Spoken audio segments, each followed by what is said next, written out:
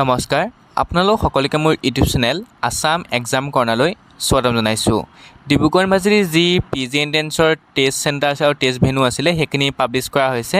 আপোনালোকে PG entrance দিবৰ কাৰণে এইটা চেণ্টাৰত যাব লাগিব। প্ৰত্যেকটো ডিষ্ট্ৰিক্টৰ চেণ্টাৰখিনি তেওঁলোকে উল্লেখ কৰিছে। আপোনালোকে চাব পাৰে 6 আৰু 7 তাৰিখে যিহেতু PG এণ্ট্ৰেন্স এক্সামিনেশ্যন অনুষ্ঠিত হ'ব, গতিকে তেওঁলোকে টেষ্ট চেণ্টাৰবোৰ নাম দিছে।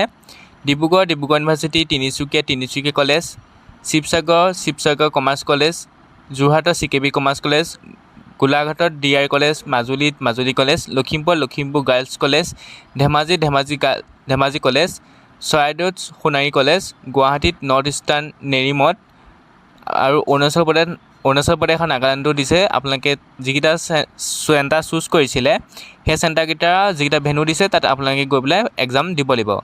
যোৰহাটৰ আগতে JB কলেজ আছিলে, JB কলেজৰ ঠাইত এইবুলি CKB কলেজ দিছে। গতিকে আপোনালোকে CKB কলেজত গৈ পেলাই আপোনালোকৰ যি এণ্ট্ৰেন্স এক্সামিনেশ্যন আছে PG এণ্ট্ৰেন্সৰ সেইখিনি দিবগৈ লাগিব।